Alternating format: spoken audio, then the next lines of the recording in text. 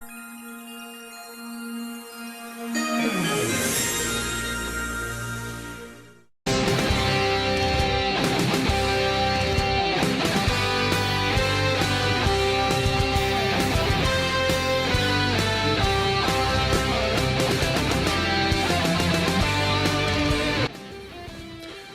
and welcome to Masters of Divinity.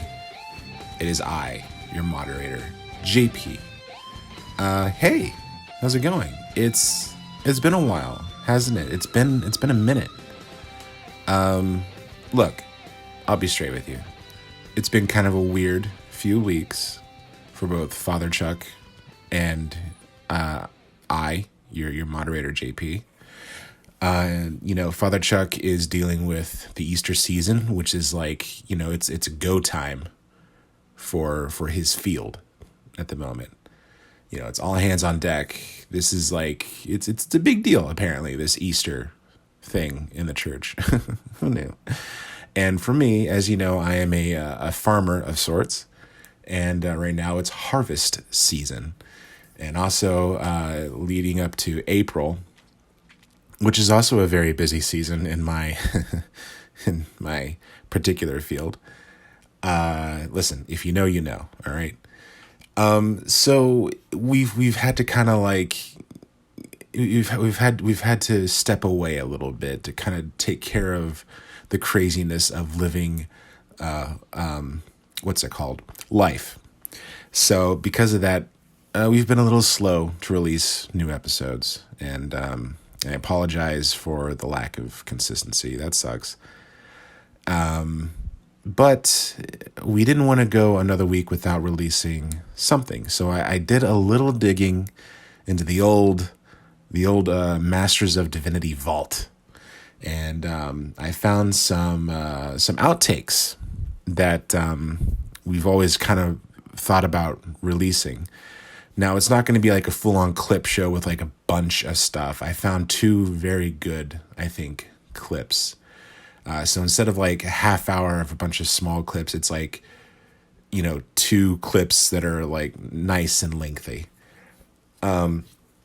So yeah, this is our clip show, our two-parter clip show. The first one we have that I've got queued up here, is just me and Father Chuck just talking about philosophy. I had done some digging into some philosophy, some political philosophy, like Hegelian dialectics. And I know that Chuck is a much more educated person than I am, and he kind of is more familiar with philosophy than I never took a philosophy class in my life. And I just kind of picked his brain a little bit while we were waiting for Matt to record an episode. And it's about 17 minutes of just him and I riffing. And I think the reason why I like this clip is because it really shows that, like, even when we're not recording, we are still kind of podcasting. And, like, that's why we did this. We like to bounce ideas off of each other. So it's like a podcast, not that different from how we talk to each other in real life. I just happened to be recording for this episode. Or for this segment, whatever.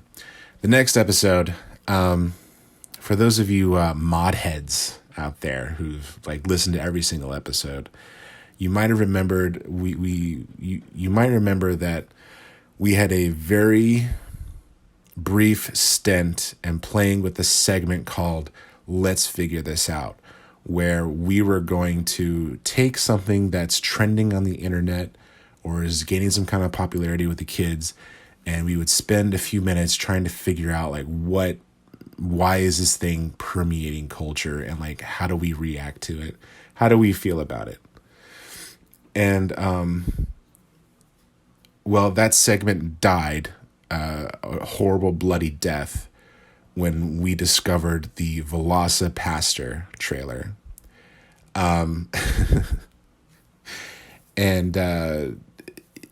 So that's what this is. This is the segment. This is the segment that killed the segment. And our experience and our reaction was so terrible. It just like, it was putting us in a bad mood and was actually like ruining the episode. So we took it out. I've been meaning to post this for a long time. This is actually a pretty old episode. It's all three of us back in the days when I was recording from the local library with the giant blue screen behind me. So you get to listen to that. You get to listen to a disaster as it unfolds. Hopefully it's actually more funny than sad, since it's in hindsight now. But yeah, so that's our clip show. It's going to be just the first part, me and Chuck talking about philosophy and stuff, and the second part, the three of us reacting to a very bad film trailer, and you all get to witness a segment die before your eyes. Anyway, I hope you enjoy it. It's going to be kind of a brief episode. I can't quite say when exactly we'll be back, but we will be back soon. Hopefully we can get to a more normalized schedule. And Music Mayhem is right around the corner, literally next month. So hopefully we can get back to it by then. And so again, thanks so much for listening, and enjoy the show. Ooh.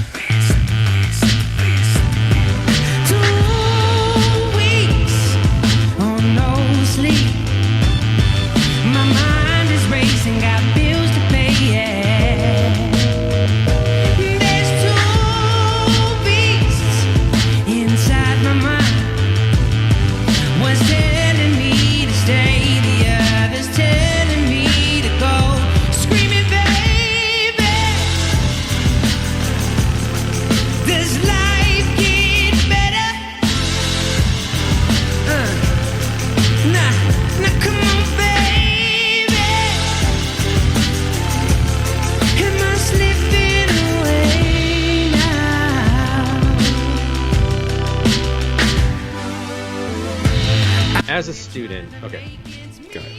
As a student of radical orthodoxy, which argues that it is a true postmodern philosophy theology, and that other theologies that claim to be postmodern aren't actually postmodern; they are just a continuation of modernism. Like, I kind of see your point that I mean, it's been a while since I've done like sort of my entry level reading, so I have to kind of get back into that headspace a little bit. But I know it's all like criticizing Jacques Derrida. But like what I understand what postmodernism is that it puts philosophies on equal footing and allows us to, right? In particular, things like empiricism, right? It allows us to say, hey, this isn't intellectually neutral. Like, it has its own biases. It has its own, all of that. And so the fact that we've lived in a world that tries to claim that, like, empiricism is free from philosophical, like, trappings is what's empiricism? I'm not... like the scientific method, okay, like science, right. Okay, right? Like, we talked about this the other day, that, science is not morally neutral. Like, we like to pretend that it's like morally and intellectually neutral. Like, oh, well, it's just data. Well, we had a case study of that this year, haven't we?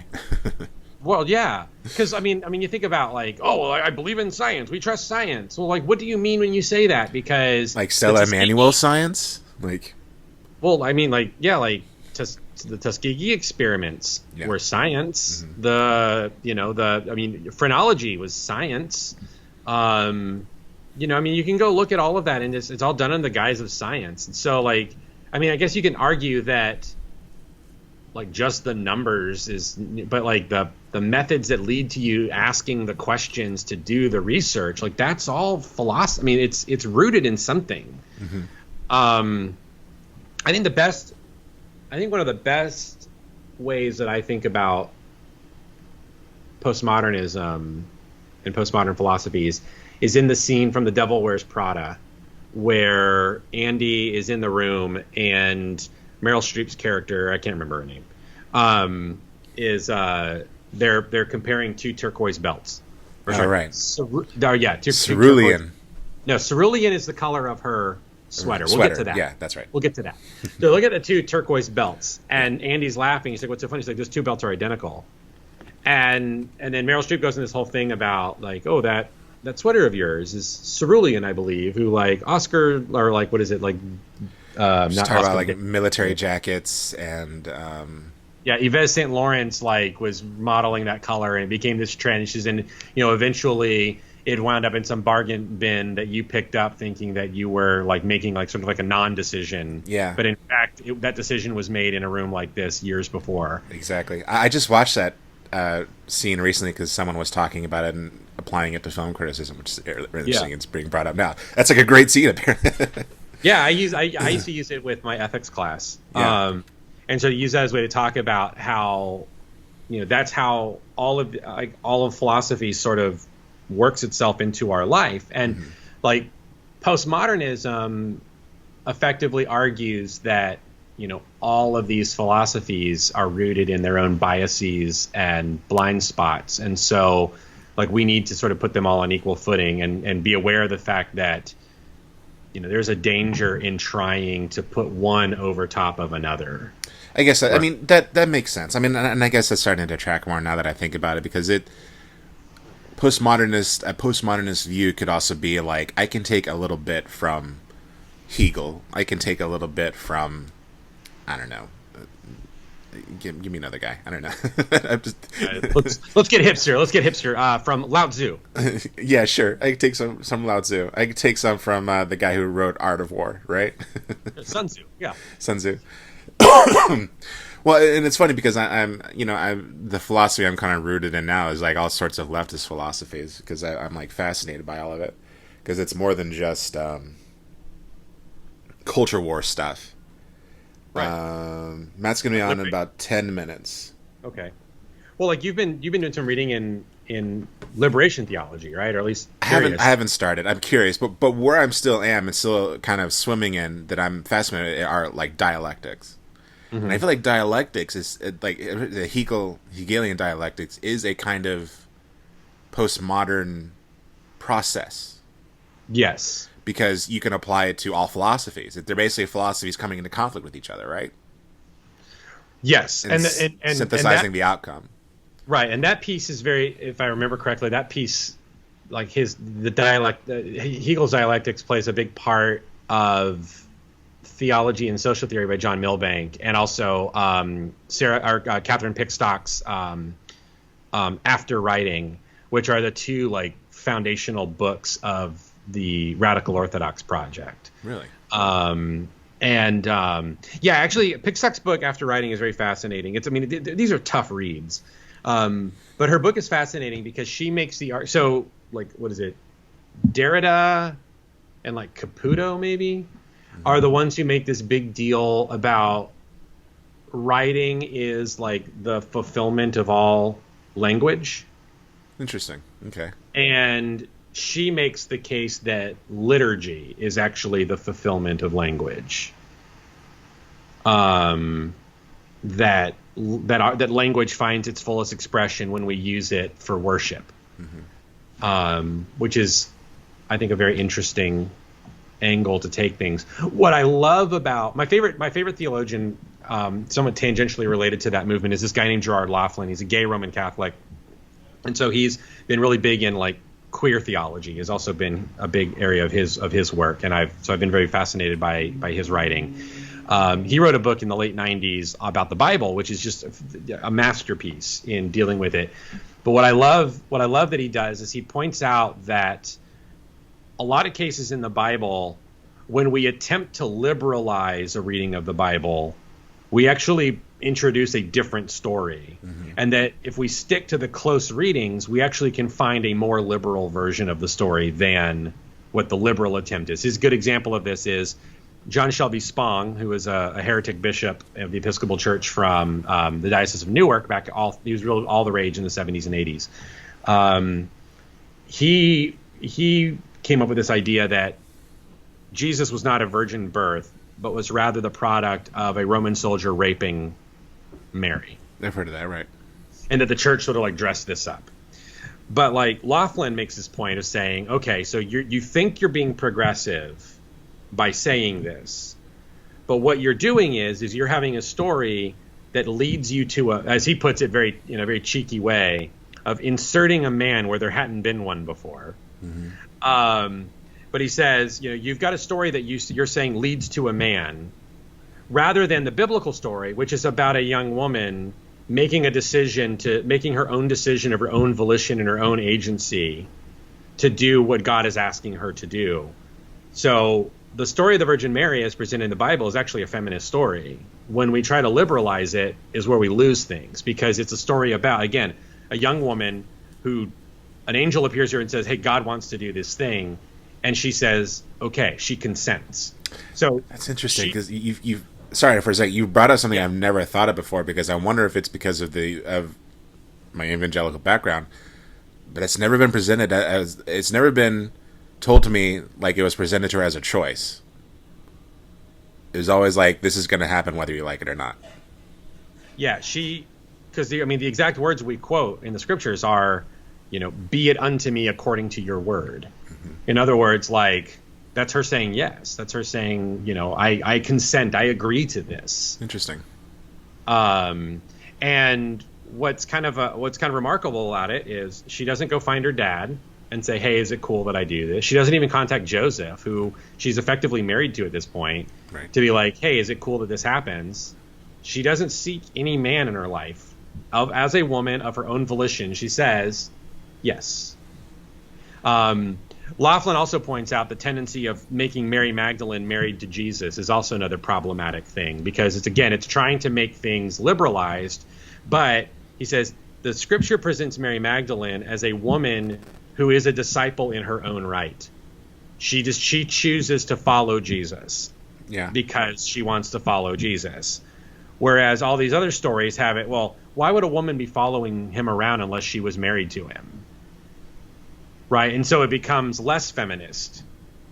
And so that way of reading the scriptures has been really transformative for me to think about it, in that as presented, there's a way of looking at it that is actually far more liberating and progressive, when you take it within its historical context and what it can mean, rather than these other more innovative readings that we try to do on it. So I'm assuming you're texting with Matt right now? No, I'm not. I'm actually looking for a tweet that blew up some circles I ran in.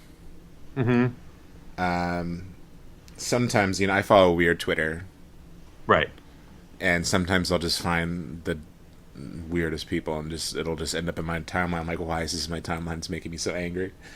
And there was some dude, I don't want to share his name because I don't want to make him famous, who said that because this podcast is a kingmaker podcast, we all know that. Exactly. He tried to make the case that Jesus is the ultimate egoist. Oh, interesting. And he says that God's justice is relentlessly merit-based, and that Jesus is the ultimate capitalist, and he would rather see you burn in hell than give you what you need, unless you confess that you didn't deserve it. That's a complete misconstrual of that's Christianity 101. And it says at the very bottom, if you hate capitalism, you very likely hate Christ. Wait. So this guy is actually saying this about Jesus positively. Like he means that yes. positive thing. Yeah. Oh my gosh. See, I thought to me that sounded like an atheist dismissal of Christianity. No. This is like an Ayn Randian hero guy. Like, wow. Yeah, like I said, it's one of those things where it's like, why this is going to ruin my day. I'm going to think about this all day. Paul's whole thing. I think I've got it. Like, is Romans 8? What is it? Where it's like explicit that like it isn't merit based. You can't do anything to earn the salvation. Right. What Where is it? Roman 8 or Romans 5? Where is it? Where is it? But yeah, that's Paul's entire argument in the book of Romans is that, right? You are saved, you are saved by faith through grace. It is not, which is, for by grace are you saved through faith. Yeah. And I'm sorry, I'm like running on no sleep, so that's why I'm having a trouble remembering this. But like its whole thing is that you've done nothing. Yeah, I don't know why I brought that up. Like, it has nothing to do with what you were saying earlier, but like, I don't know. But again, like it all comes down to the fact that people don't actually read the thing. Yeah. That's what I think it is. I think people all over the church, they read all the peripheral stuff. Seems like they read the peripheral stuff. They don't actually read the thing. It kind of makes me think of Kane and I watched Patton Oswalt's newest special, latest special on Netflix. I like Patton Oswalt. He and David Cross though have this bad habit of always have a little section in their specials where they have like their atheist moment, and they have to sort of rag on religion. Yeah, it's very Gen X. Yeah, and what always frustrates me about it is that it's so like not informed. Yeah. And you would think that, like, particularly Patton Oswalt, somebody who, if you're going to make a Star Wars joke, you need to have seen Star Wars to make the joke effective. Like, he would get that, right? Yeah. Like, it's clear that he has never actually really, like, read the Bible or if he has, it's been super in passing. Like, he's never actually, like, tried to engage with it. Because, like, in his newest special, he makes this whole thing about, well, one, he makes a couple comments about the Bible early on that's very clear he's never read the thing.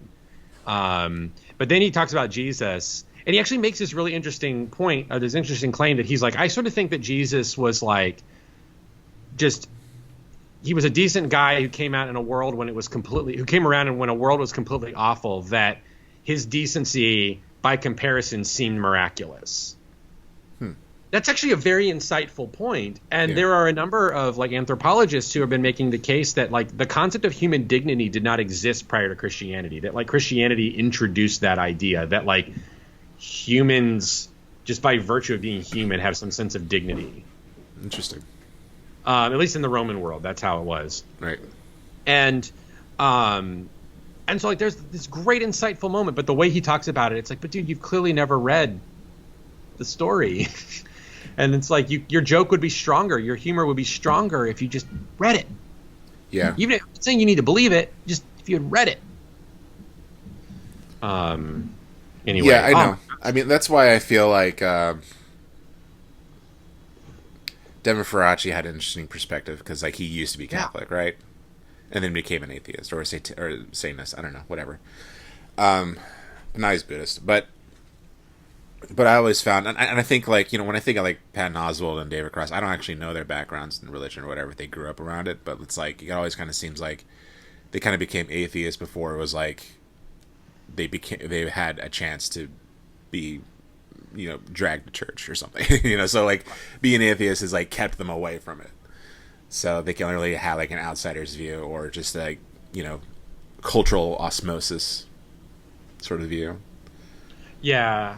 I mean, I just think but it irritates me, obviously, as a Christian, because I'm like, well, and also as just a creative, because I'm like, your humor could be so much stronger. Like, I'm like listening to sometimes some of their jokes, and I'm almost like, your joke could cut better if you just knew what you were talking about. Like I said, like I don't need you to believe it, but I need you to at least be aware, because you could make this stronger. Right? Yeah. Like that's just the editor in me. Well. All right, so I'm still waiting for Matt. Let's just. I put another piece of chocolate in my mouth, which was a mistake. I got no snack food in my mouth. I got nothing. All right, let's just get started. Hold on. I think I got some candy. Hold on. Well, I'm gonna have one more.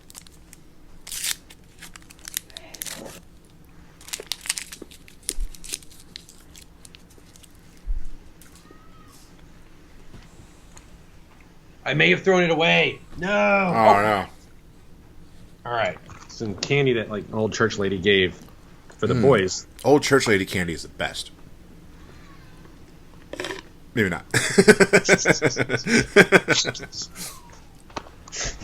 It's not even Werther's, man. Ah. Give me some Werther's at least. There's some butterscotch. All right, let's hit it.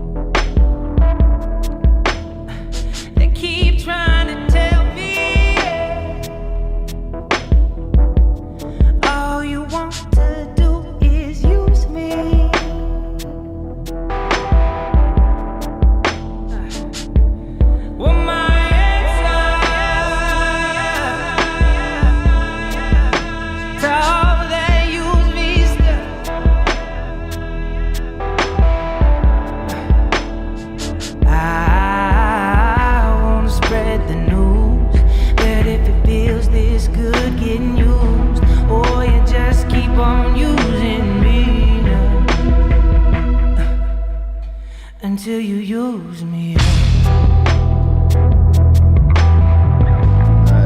Guys. There is a movie called PHILOSOPASTOR. I have not seen the trailer or have read anything about it. I just saw the poster and I posted it on our Instagram.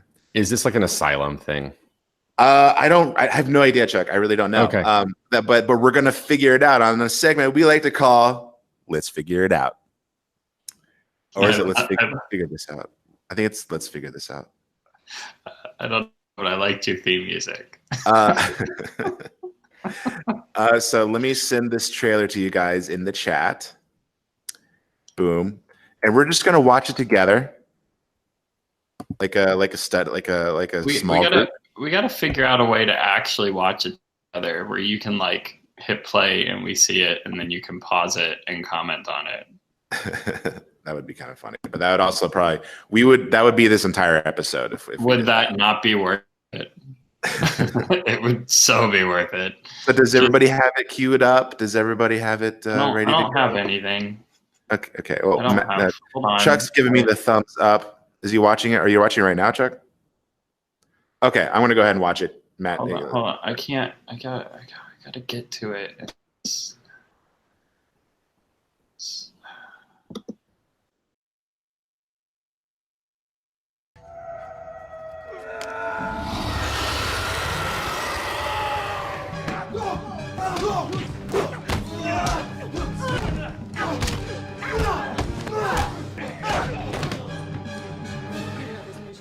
They followed me home.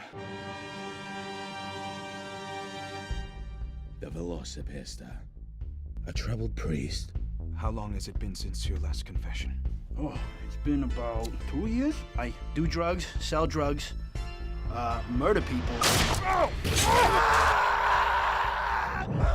Velocipastor, a beautiful girl with a dark past.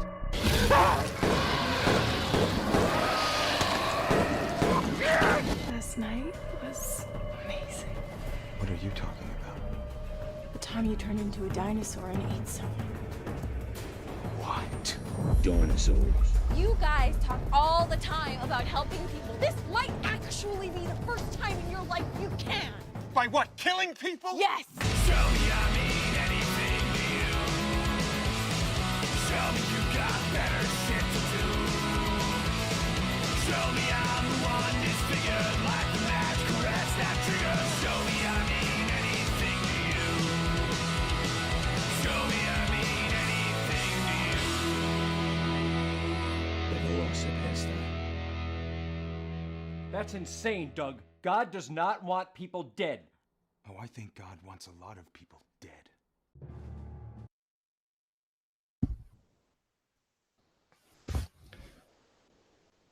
They're all muted, so I'm just gonna say this is the worst thing I've ever seen. Okay. Okay. So that was all right. I'm a little disappointed. I won't lie. I'm a little disappointed. I was expecting. No, it's one of these concepts where it's a poster and that's it. Like, yeah, purposely making something bad, right? It kind of makes me think of like Sharknado. Can you hear me, by the way? Am I sound normal? Anyway, You sound fine. It kind of makes me think of like Pride and Prejudice and Zombies, Okay. where the concept was funny for a book cover, and that's about it. Like they should have just like released a coffee table book with like all of the like Penguin classics like rendered into horror films, and that would be the extent of the concept. I feel like it reminds me of Sharknado, where it's like, hey, let's just make a bad movie since we're not going to make movies anyway. So it's hey, and Matt's. It seems that Matt has watched the trailer. Matt, I don't want to figure it out anymore. So they got like a poor man's Zachary Quinto to narrated by a poor man's Jason Statham. The only thing I can think of is like what is his denomination? It's Velocipastor, so I guess he's Lutheran. Maybe. And why are there ninjas? Why is he in these underwear? Why do we have to watch him fight in tidy? Well, I mean, that's the exploitation aspect of it, right? We got to bring in that demographic, right? We don't have to bring that in ever. Yeah, it's one of these things where it's now that I've seen the trailer, even the poster that you posted on social media is kind of worse. I gotta say, guys, I don't think I can even enjoy this. Ironically, this has been a very sad segment. a better movie would have been Velociraptor. Yeah.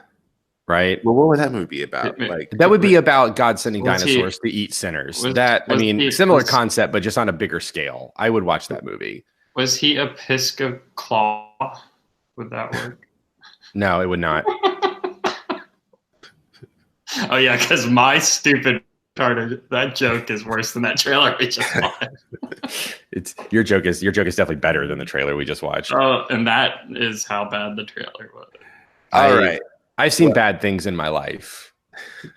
That's the worst. War, famine. This is worse. Well, it's like I've always said. It reminds me of like a Sharknado situation.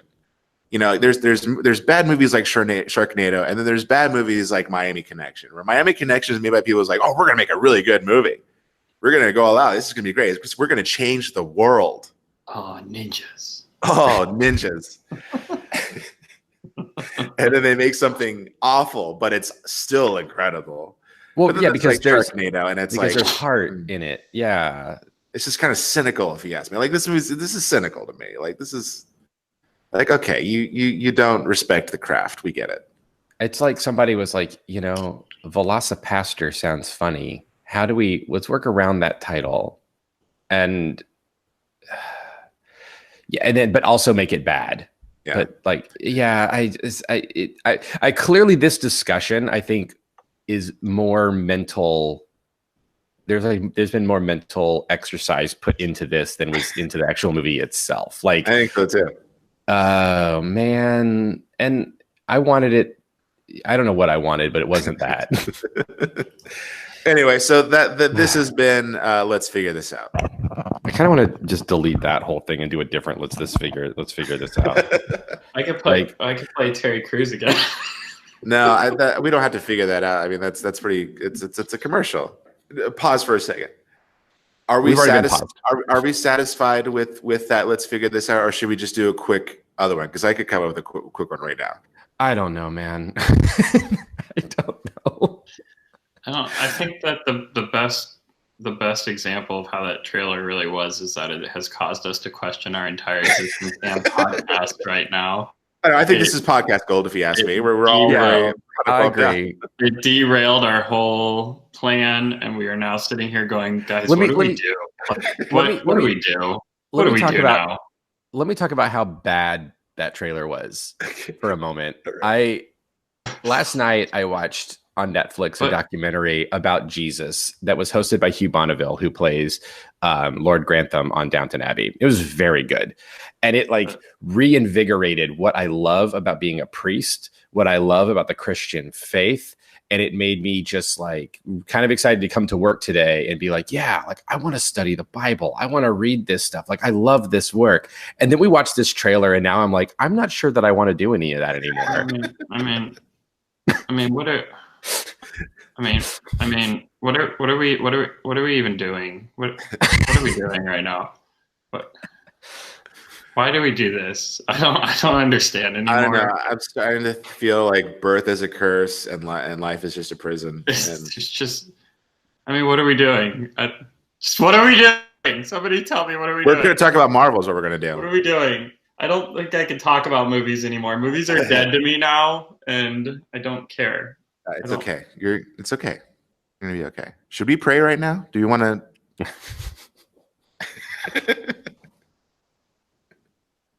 Father Chuck, will you lead us in prayer? I kind of want to lead us on a road trip to the people who made PHILOSOPASTOR and like tell them they need Jesus because Yeah. Okay. Well, we need to move on. We need to move on because we're getting sucked into a black hole and we might not escape if that happens. What are we doing? I'm sorry that I created that singularity. I thought we would survive it. I didn't think it was going to be that bad, guys. Okay. Here's the thing that's really kind of amazing about this, and I really want our viewers, listeners to understand is that everything we're saying right now is in no way a shtick. Like these are genuine emotions. This is not being played up for the sake of podcasts like gold or whatever. Like this is legit. This is real. What's happening is real. Yeah.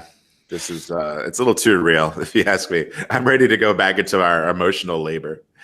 It made my eyes hurt. The orange shirt. Okay.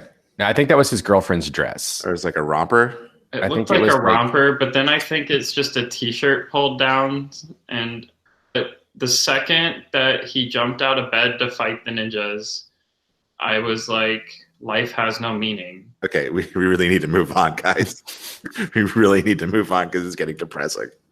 There's no reason to be here anymore. Okay, all right. That's been Let's Figure This Out. That was the end of our podcast. I'm signing off for good. No more. There's no reason. There's no reason to. I will pre-screen everything beforehand. No more. No more reason for talking about it anymore. The podcast is over, guys. Matt. It has not been a good journey. It was rough and it was dark and I was alone. All right, cool. So let's I'm ready to move on if you guys are. So this week,